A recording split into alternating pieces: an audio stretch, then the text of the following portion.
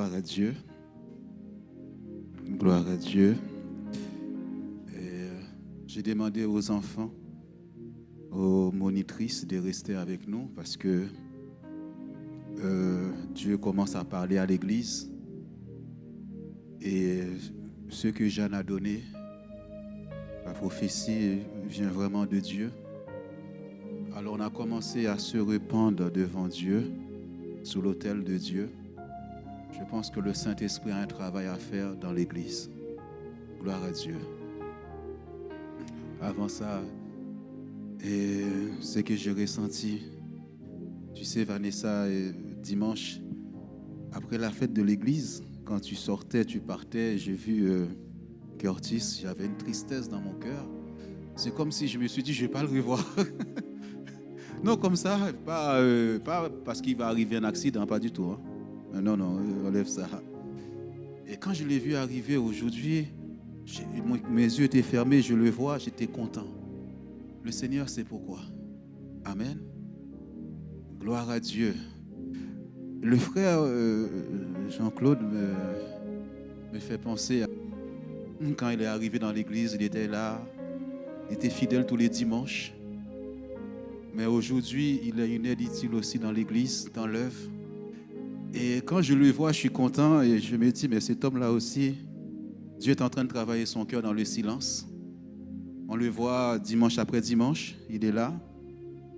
Et vous savez, c'est un entraîneur de volleyball, on ne sait jamais. Peut-être qu'on a déjà un club de boxe avec Michael. Peut-être que cette année, on va avoir le gymnase avec Edith.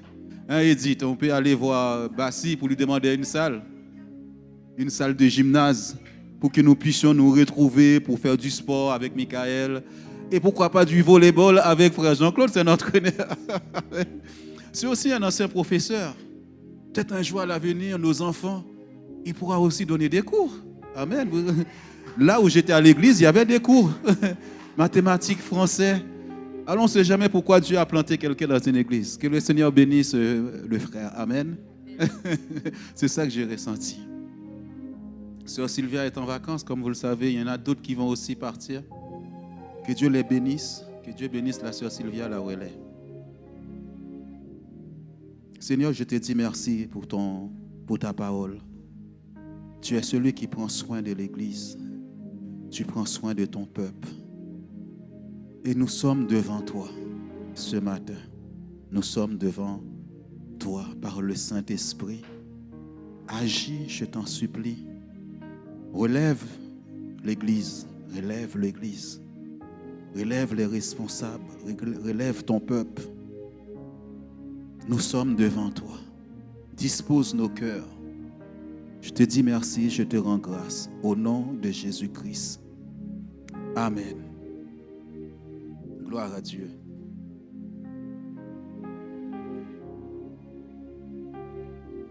Et nous allons afficher le titre de ce matin du message. Sœur Yolette, si tu devais donner un titre à ta louange ce matin, tu aurais donné quoi? Elle est cachée derrière le poteau.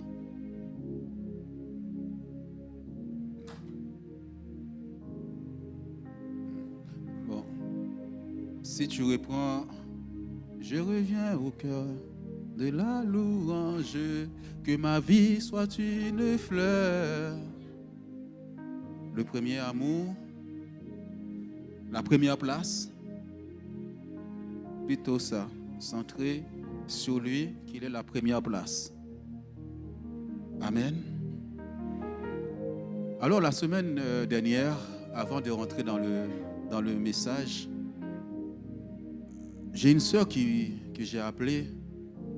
Elle m'a dit, pasteur, je ne ressens plus l'amour de Dieu dans l'église. Et de là aussi, elle m'a dit, la Bible nous dit, supportez-vous les uns les autres. Supportez-vous les uns les autres. Moi, j'écoute. Je ne ressens plus cet amour dans l'église. J'ai dit, waouh. Mais ça ne m'a pas interpellé pour autant. J'ai dit, mais je continue toujours à prier avec les gens. Quand il y a un besoin, les gens m'appellent, je suis là. Ok. Le samedi matin, je reçois un autre message d'une autre personne qui me dit, pasteur, je ne ressens plus cet amour de Dieu dans l'église. Avant, je pouvais rester jusqu'à 22 heures. Je ne voyais pas le temps passer. Tellement l'amour de Dieu était dans l'église. Ok. Elle m'a donné des détails. J'ai dit, dans ma tête, malgré ça, pour moi, ce n'est pas possible. Pour moi, il y a l'amour de Dieu dans l'église. J'ai dit, mais non. Alors, j'ai appelé une autre sœur à qui cette sœur avait partagé la pensée. J'ai dit, mais je ne comprends pas. Les gens disent qu'il n'y a pas cet amour de Dieu dans l'église. Moi, je manifeste cet amour. Je donne l'amour de Dieu. Je suis là, je suis toujours le même. Je n'ai pas changé, moi. Et la sœur m'a dit, pasteur, peut-être que toi, tu ne le vois pas. Mais nous, on le ressent. Qu'il n'y a plus cet amour de Dieu. Alors, ok, quand la sœur m'a parlé, j'ai dit d'accord. En tant que responsable dans l'église, quand tu ressens ça, ce n'est pas seulement de dire que c'est la faute d'un tel, c'est la faute de l'autre, c'est la faute de ça. C'est la faute de personne. Qu'est-ce qui s'est passé pour que l'église soit comme ça? Alors je me suis posé devant Dieu. Père, tu m'as placé. Ta nature, c'est l'amour. La nature de Dieu, c'est l'amour. Il a répandu l'amour dans notre cœur pour que nous puissions aussi manifester l'amour. Alors si on me dit, il n'y a plus ce vent qui souffle dans l'église, qu'est-ce qui se passe? Alors je dis, l'église ne peut pas avancer comme ça, il faut que je prêche sur l'amour de Dieu. J'avais un programme que Dieu avait mis sur mon cœur pour donner à l'église. Je dis non, on ne peut pas continuer sans qu'il n'y ait pas l'amour de Dieu dans l'église. C'est là, quand il y a l'amour, c'est là on voit des miracles, des prodiges. On voit l'église avancer. Alors, ce message est préparé. Dieu va m'arrêter. Il me dit non, ce n'est pas ce message que tu vas prêcher. Il faut voir d'où est la source. Pourquoi le feu de Dieu s'éteint? Pourquoi l'amour de Dieu n'est plus? Il faut trouver la source du problème de l'église, de ton problème. Pourquoi tu n'as plus envie d'aller à l'église? Pourquoi tu n'as plus envie de prier? Pourquoi ce feu de Dieu a disparu dans ta vie? Hier, Dieu me donne une image de l'église. Moi-même, j'avais peur. Alors, j'ai appelé une sœur alors que j'allais faire mon sport. Je lui ai dit, je t'ai vu. Il y a ça, il y a ça. Fais attention parce que aujourd'hui, tu vas te rendre compte de ce que tu es en train de faire. Parce qu'il y a des gens qui aiment dominer sur les autres. Et l'Esprit de Dieu, ce n'est pas ça. L'Esprit de Dieu, le feu de Dieu, c'est une compassion pour les âmes. Et on va voir ce que Dieu a mis sur mon cœur. Puisqu'il a changé ce message que j'allais prêcher sur l'amour. Qu'est-ce qui s'est passé dans l'église? Lévitique chapitre 10 au verset 1er. Lévitique chapitre 10 au verset 1er. Les fils d'Aaron, Nadab et Abihu, prirent chacun un brasier, y mirent du feu et posèrent du parfum dessus. Ils apportèrent devant l'Éternel du feu étranger, ce qu'il ne leur avait point ordonné. Alors le feu sortit de devant l'Éternel et les consuma. Ils moururent devant l'Éternel. Verset 3. Moïse dit à Aaron, « C'est ce que l'Éternel a déclaré lorsqu'il a dit, « Je serai sanctifié par ceux qui s'approchent de moi, et je serai glorifié en présence de tout le peuple. » Aaron garda le silence. Amen. Reviens au verset 1er. Il va y avoir un accident, quelque chose de grave qui va se passer dans l'assemblée de Moïse. Pasteur Moïse est là, son frère est là, Aaron. Ils font le service dans l'église. Voilà que la Bible nous dit que Nadab et Abihu prirent chacun un brasier, mirent le feu et posèrent du parfum dessus. Ils apportèrent devant l'Éternel du feu étranger, ce qu'il ne leur avait point ordonné. Mika, ça va? Ça va, tu es fatigué? Il ne leur avait point ordonné. Et la Bible nous dit, à ce moment-là, le feu de Dieu va sortir, il va les frapper. il va frapper les deux enfants de Aaron. Ils sont morts sur place. Imaginez-vous. Il y a des manières que Dieu veut que son Église doit le servir. Parfois, nous apportons nos traditions dans l'Église. On dit c'est comme ça on doit servir Dieu. C'est comme ça on doit faire. Parfois même on impose certaines choses aux pasteurs, aux dirigeants. Parfois on amène un feu de jalousie, de colère, de rivalité. Il n'y a plus d'autorité dans l'Église. On fait des choses, il n'y a plus la parole de Dieu parce qu'il y a une façon de servir Dieu selon sa parole. Toi, tu n'en fais qu'à ta tête. C'est pour ça que j'ai dit à Odette, comment si tu devais donner un titre à ta louange, quel sera ce titre-là? Pas ta volonté, mais la volonté de Dieu. Tu amènes ta propre volonté dans l'Église. Tu amènes l'esprit familial dans l'Église. Tu ramènes tout ton comportement, ton caractère dans l'Église et tu sers Dieu. Tu amènes un feu étranger dans l'Église. Et tu sais très bien, voilà ce que la parole de Dieu dit.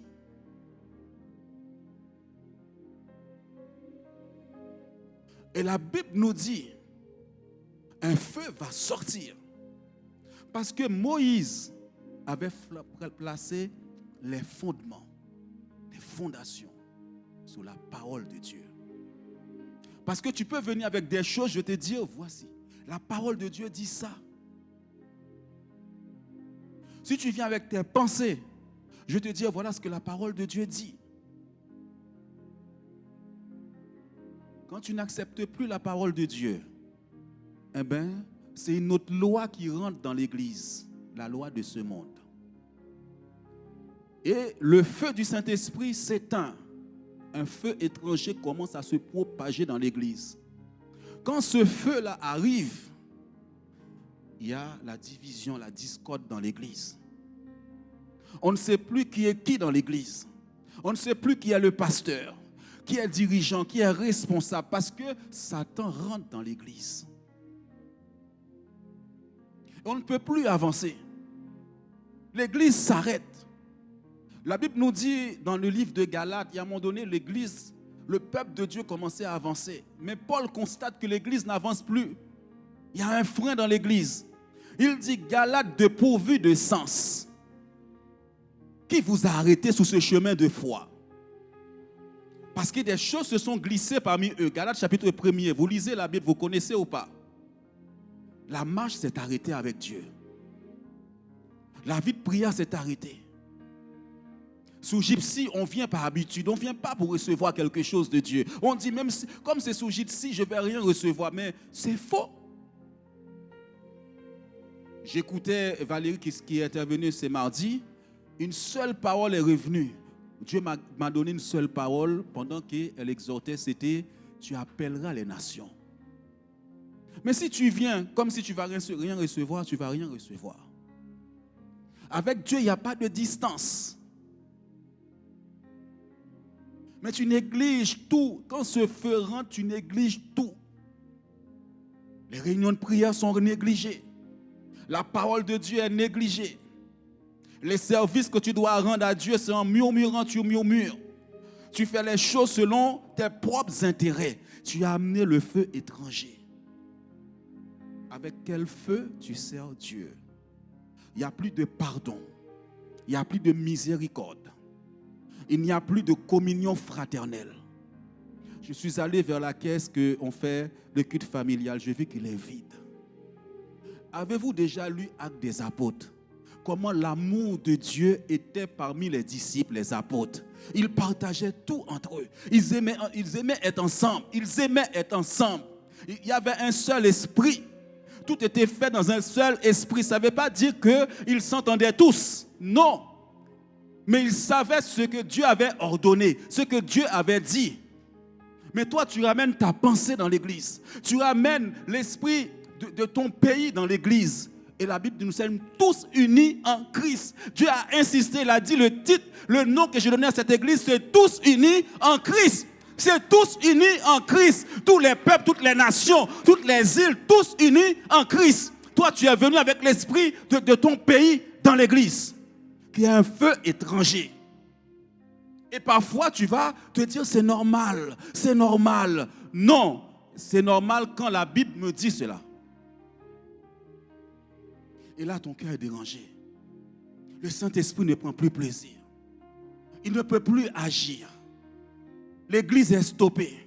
La marche de la victoire que Dieu nous a donnée est arrêtée. Parce que Dieu n'est pas dans la méchanceté.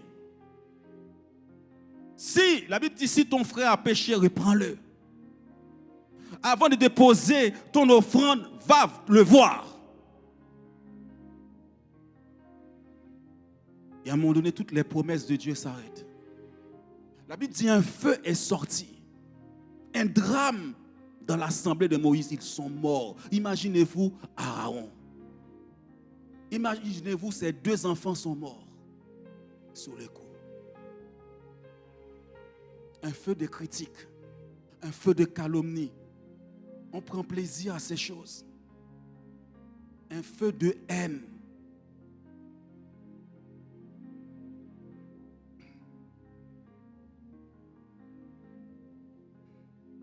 Et Moïse va dire, vous savez que Dieu dit, celui qui s'approche de moi, je serai glorifié par celui qui s'approche de moi.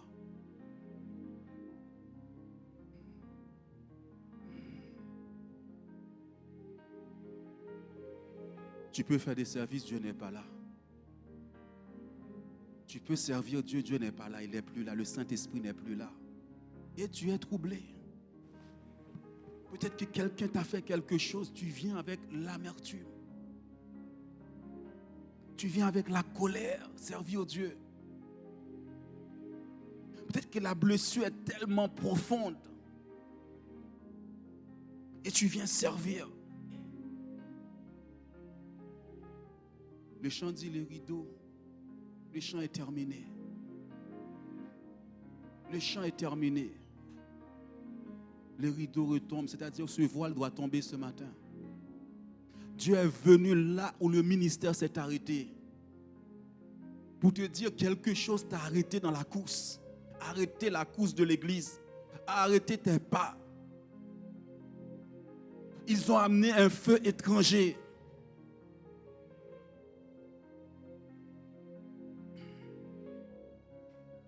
Parfois, ce qui me fait peur, c'est quand je vois les jeunes convertis. Est-ce que je suis un modèle pour vous? Je dois être un modèle pour Christopher. Si Christopher me voit, j'ai un mauvais comportement. Envers même, je ne sais pas moi, je prends un exemple, Sephora. Il va dire, mais c'est quoi ce comportement? Qu'est-ce qu'il prêche le dimanche? Qu'est-ce que je prêche le dimanche? C'est 2 Samuel 6, chapitre 6. C'est chapitre 6. Voilà.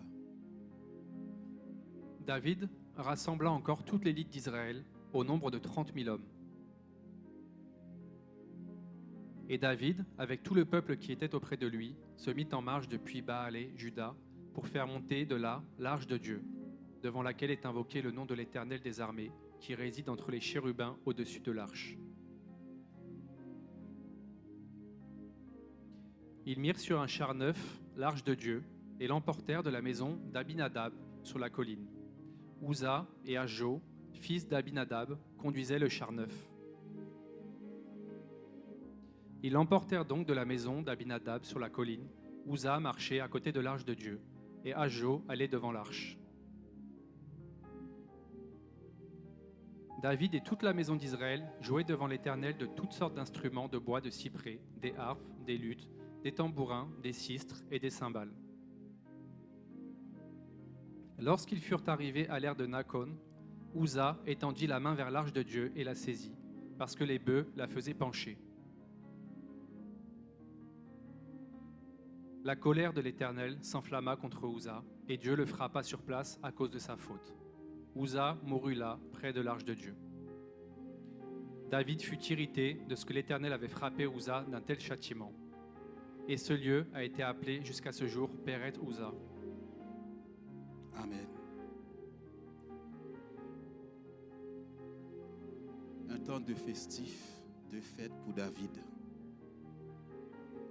David souhaite amener la présence de Dieu dans l'église. Ils ont organisé des choses. Ça, on appelle ça, quand vous allez le lire, vous allez voir, tout est humain. J'ai beaucoup apprécié ta prière, Yolette, tout ce que nous faisons pendant que... J'espère qu'ils ont enregistré cette louange où tu disais, nous faisons les choses par nous-mêmes. Tout qui est de l'homme.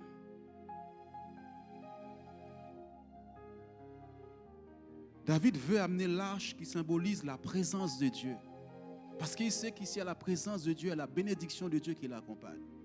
Il va organiser, il va rassembler 300 personnes, une grande fête. Imaginez-vous une grande fête de louange. Louange. Tout le monde loue l'Éternel. Glorifie Dieu. Il rassembla, regardez, toute l'élite d'Israël, tous les grands, tous les responsables sont là. Au nombre de 30 000 hommes. Vous imaginez? Est-ce que tu peux l'avancer, s'il te plaît? Qu'on voit ce qui se passe. Est-ce que le cœur de David est tout entier à Dieu là? Est-ce qu'il fait les choses comme Dieu lui avait dit? David, avec tout le peuple qui était auprès de lui, s'est mis à marcher depuis Baal-Jidé pour faire monter de là l'arche de Dieu devant laquelle est invoqué le nom de l'Éternel des armées, qui réside entre les chérubins au-dessus de l'arche. Une grande fête, 3000 personnes. Ils mirent sur un char neuf, on fait tout bien pour Dieu. L'arche de Dieu, et l'emportèrent de la maison d'Abinadad. Vous voyez, on voit encore d'Abinadad sur la colline. Uza et Achjo, fils d'Abinadad, conduisaient le char neuf. On a acheté des belles choses. Tout est de l'homme, tout est de l'homme, tout est de toi. Et tu crois que Dieu prend plaisir.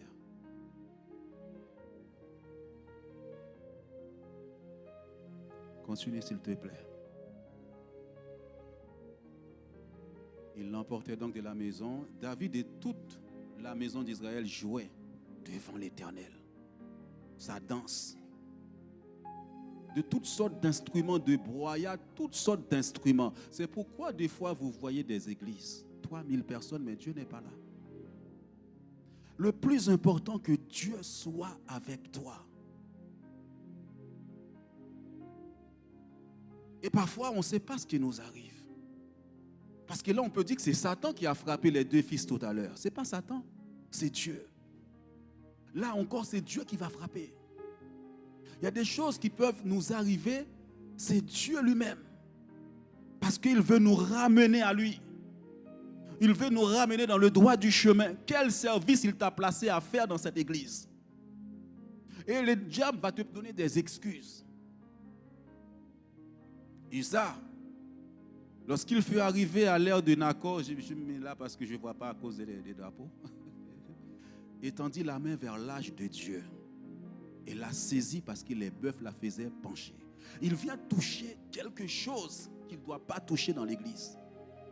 Il vient toucher un service qu'il ne doit pas toucher. C'est pourquoi quand quelqu'un m'appelle pour me parler d'un service, je lui dis, qu'est-ce que Dieu te dit? Qu'est-ce que la parole de Dieu dit par rapport à cette personne? Est-ce que ce rôle-là tu veux jouer, est-ce que Dieu t'a placé là? Est-ce que Dieu t'a placé là? Vous allez voir. La colère de l'Éternel s'enflamma. Contre Uza, Dieu le frappa sur place à cause de sa faute. Uza mourut là près de l'arche de Dieu, la présence de Dieu. Il va mourir. Plus de ministère, plus rien. Parce que tu fais ta tête, on te dit non, c'est pas comme ça. Avec quel feu tu sers Dieu? Avec quelle ambition tu sers Dieu? Avec quelle envie tu sers Dieu? C'est l'église de Dieu. Jésus a dit, je bâtirai mon église. Ce n'est pas l'église d'un homme. Alors, David a peur. C'est pourquoi je dis, tu dois être enseigné. Tu dois connaître la parole de Dieu. Je sais aussi, Dieu peut être un feu dévorant.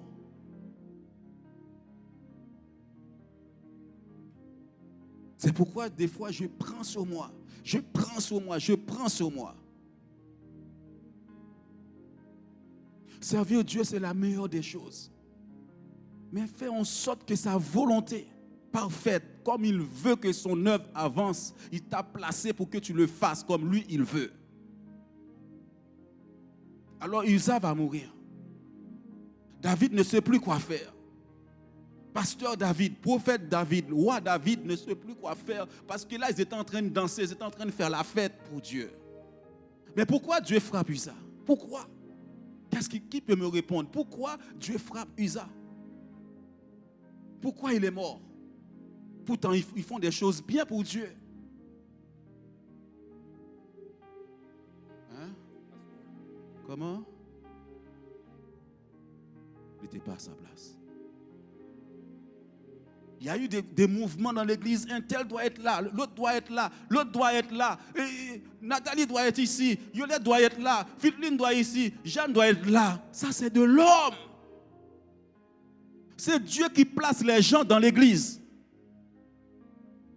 Nous ne sommes pas dans une société. Il n'y a pas une question de familial là-dedans, de famille. C'est Dieu qui place les gens.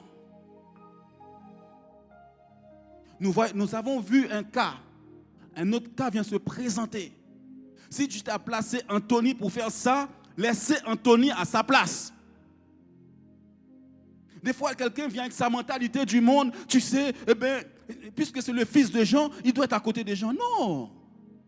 Frère, ce n'est pas comme ça que ça se passe. Là, Uza, Dieu va le frapper. Alors, David a peur, il va consulter Dieu. Si c'est Christopher, je sais que vous avez eu un débat comme ça, que Dieu veut qu'il me remplace comme pasteur, c'est lui qui sera pasteur dans l'église. Si moi, je n'écoute pas Dieu, si mon fils est appelé, gloire à Dieu, s'il n'est pas appelé à être pasteur, il sera à un autre poste. Parce que ce n'est pas une église familiale, c'est l'église de Dieu. Et ça discute. Ça fait des histoires, ça bloque l'église parce que les gens ne sont pas à leur place. Il y a des gens, ils t'appellent, mais comme s'ils savent tout de la Bible. Je dis, la Bible ne dit pas ça.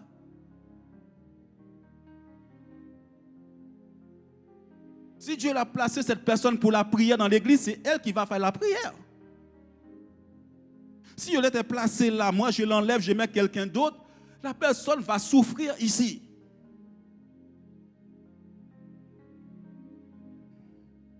Alors David il ne comprend pas ce qui arrive. Il va chercher Dieu. Papa, qu'est-ce qui se passe? Pourquoi il y a eu la mort? Pourquoi il y a cet accident dans ma vie? Parfois, quand les choses vont mal, demande à Dieu. Qu'est-ce qui ne va pas? Est-ce que je fais le bon choix? Parce que tu vas souffrir pour rien. Et l'église s'arrête parce que Dieu ne va jamais t'écouter. Il veut que son plan parfait soit dans l'église. Dans 1 Chronique 15, versets 1 à 2, David va chercher Dieu. Dieu va lui parler maintenant. Il sait comment faire. David se bâtit des maisons dans la cité de David. Il prépara une place à l'arche de Dieu et dressa pour elle une tente. Ah, il commence à faire les choses autrement. Alors David dit, l'arche de Dieu ne doit être portée que par les Lévites, car l'Éternel les a choisis pour porter l'arche de Dieu et pour en faire le service à toujours. Reste là, s'il te plaît. Qu'est-ce que David dit là maintenant? Qui doit porter l'arche? Qui doit faire la louange? Qui doit faire l'offrande? Qui doit être là? Dieu a vu que c'était désordonné. Et Dieu a frappé Parce que nous amenons nos pensées. Je ne sais pas, dernièrement, j'étais en train de parler à une soeur, j'ai dit, mais dans l'église, Dieu a placé des diaconesses, je ne peux pas tout faire. Moi, je n'ai pas l'onction pour ça. Il y a des gens à qui Dieu a accordé des onctions pour certaines choses dans l'église. Ce n'est pas moi, je n'ai pas tout. Si je vais faire ça, je vais faire n'importe quoi. Parce que les gens pensent que le pasteur, là, il a l'onction, il est là pour tout. Non. Il y a des choses là. Si Kaina n'est pas là, je ne peux pas le faire. Il y a des choses. Si Guirlande n'est pas là, je ne peux pas le faire. Si Gwenaël n'est pas là, je ne peux pas le faire.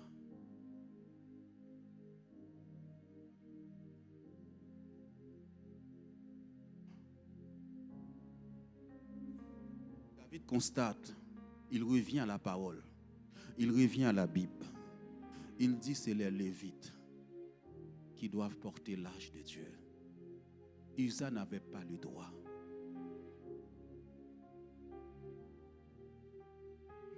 Est-ce que tu es là, tu négliges Dieu? Est-ce que n'importe qui touche aux choses précieuses de Dieu dans l'église? Est-ce que Dieu est en train de te parler ce matin? Est-ce que Dieu est en train de parler à Liline ce matin? À Marie ce matin? Parfois il y a des discussions.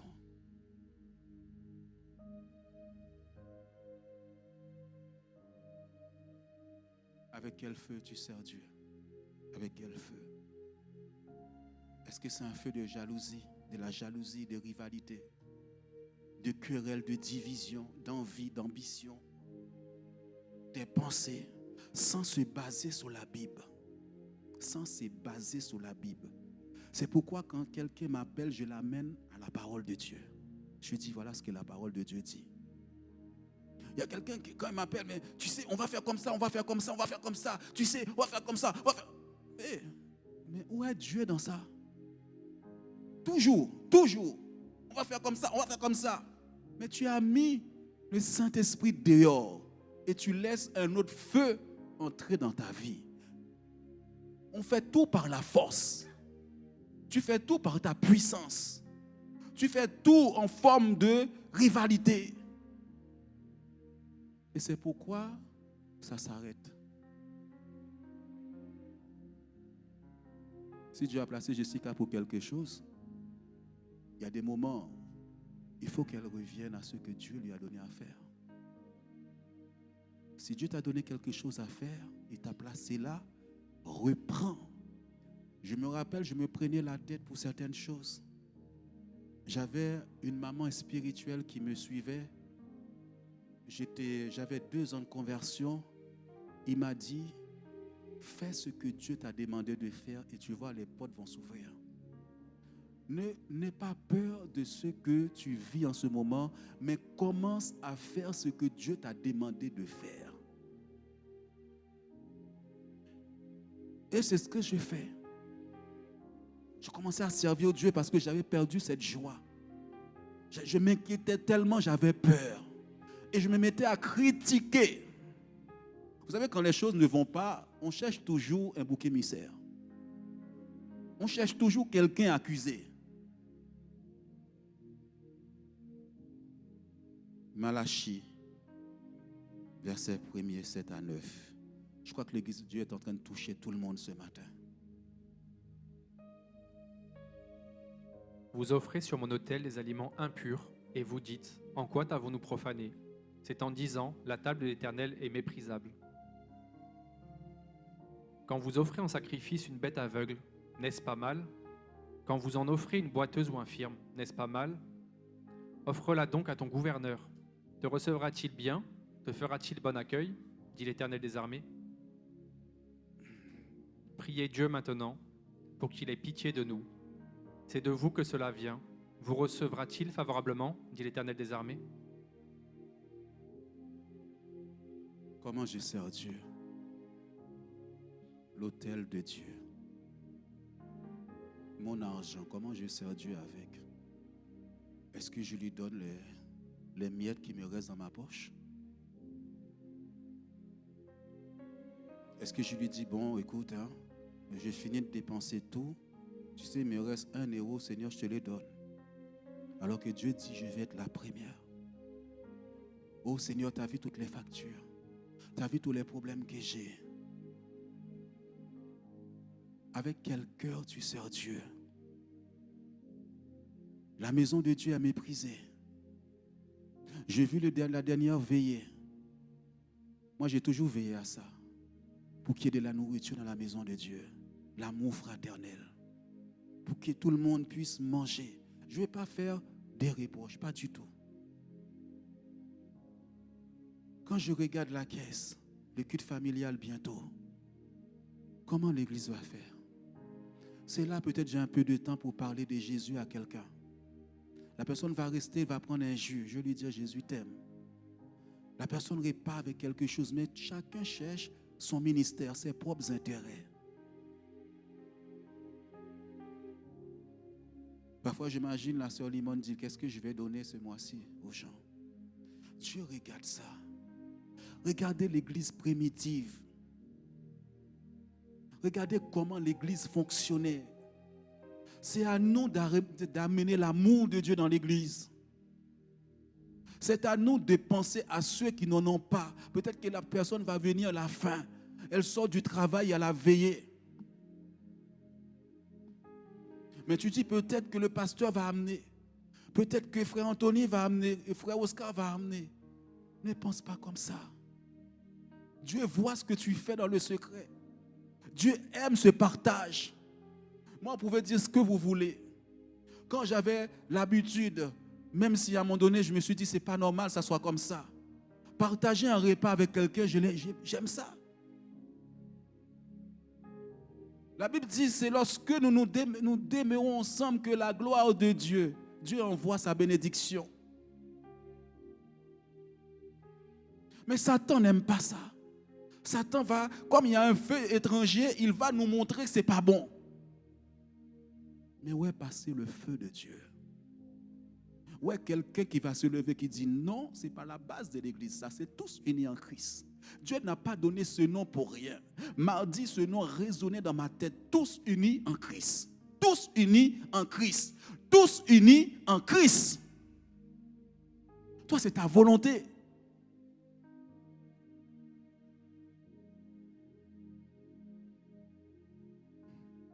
Marc, chapitre 11, versets 15 à 17.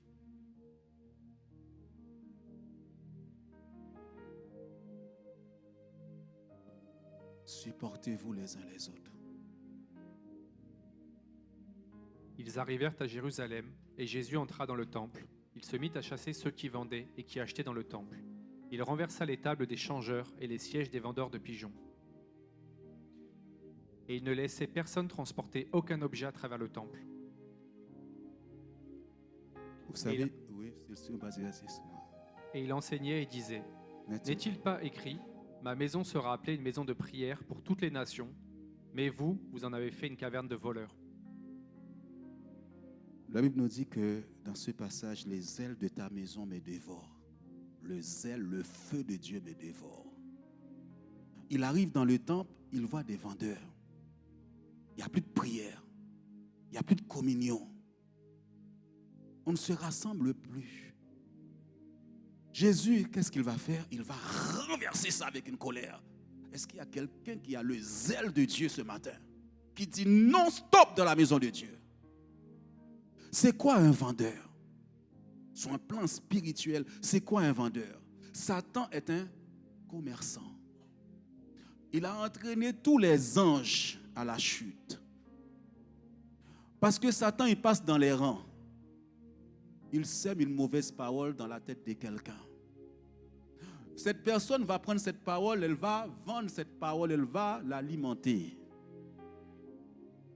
C'est ça, un vendeur. Un vendeur achète, Satan vient, il vend. Toi, tu vas le dispatcher, tu vas vendre. Si Satan sème la division, toi, tu vas répandre la division. Il peut dire, regarde, tu as vu le pasteur aujourd'hui, là, il a parlé contre toi dans tes oreilles. Tu as vu, c'est toi qui vises. Alors qu'il ne te vise même pas. Si la parole t'a touché, dis Seigneur, merci. Et puis toi, tu appelles quelqu'un. Oui, non, je sens que c'est toi qui l'as visé. C'est toi. C'est toi.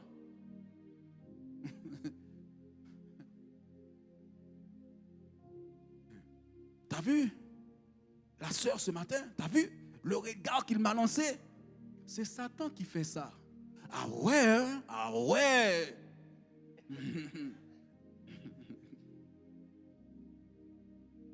Et toi, qu'est-ce qu'il fait? Tu appelles quelqu'un d'autre qui va recevoir la parole comme toi. Mais si, c'est toi, hein? T'as mal regardé. Et ce feu rentre, il sème maintenant, tu n'as plus envie de prier. Tu négliges. Il n'y a plus d'amour de Dieu. Si le pasteur qui est pasteur est comme ça, et moi donc je dois être comme ça. Si quelqu'un qui est responsable est comme ça, et tu appelles quelqu'un, la personne au lieu de te reprendre, de te dire voilà ce que la parole de Dieu dit, arrête ça. Et Satan continue à vendre. Tout le dimanche, il vient.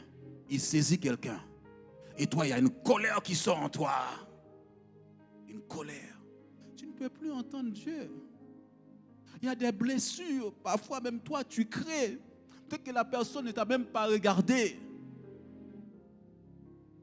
Oui, elle a l'habitude de me parler bien. Elle a l'habitude d'être avec moi. Mais aujourd'hui, mes frères et sœurs,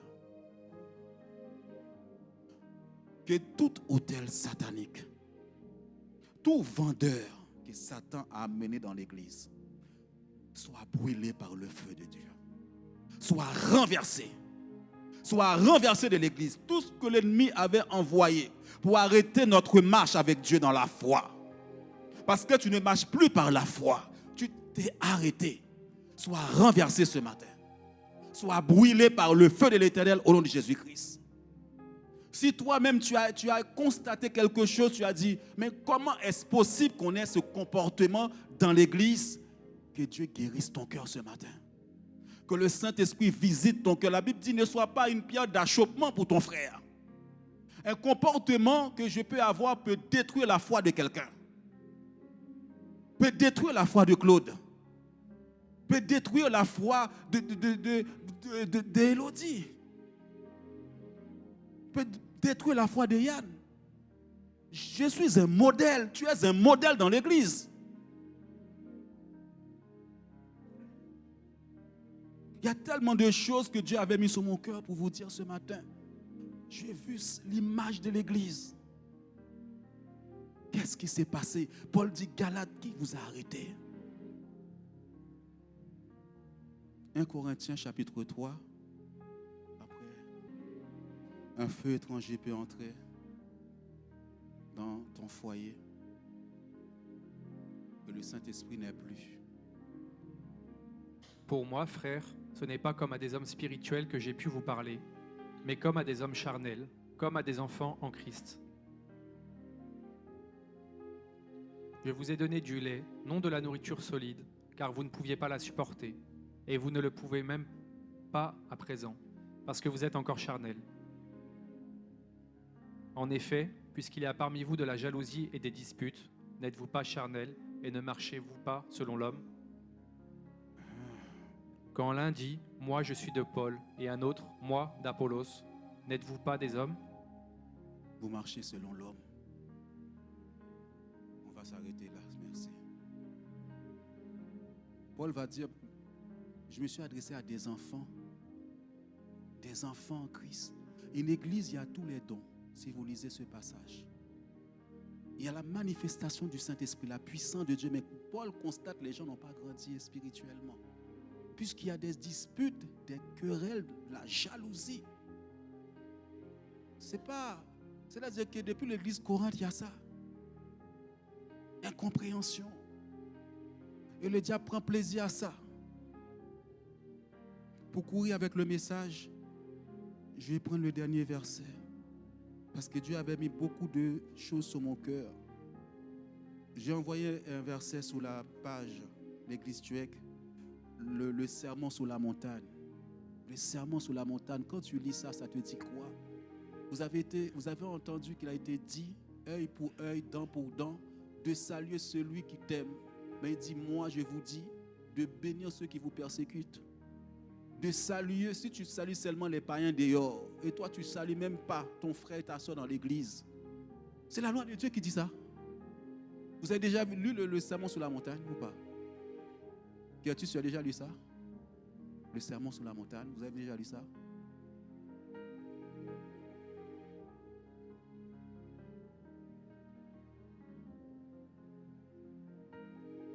Jérémie 20, verset 9 à 10. Tu t'es jamais dit qu'est-ce que le Saint-Esprit dit dans ça?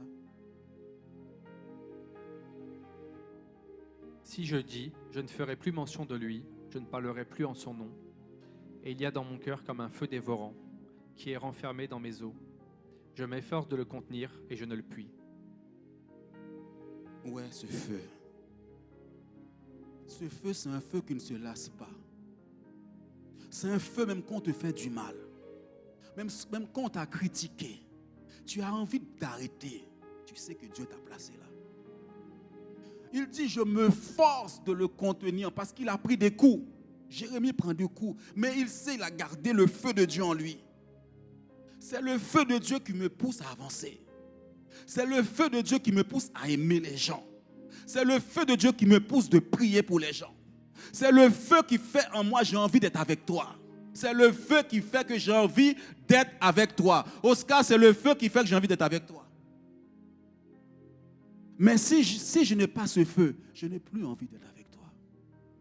Je n'ai même plus envie de faire mention de Dieu. Je n'ai même plus envie d'évangéliser. Je n'ai plus envie de faire le service de Dieu. Je sors des services. Je sors de là. Je sors de là. Alors que Dieu t'a placé là.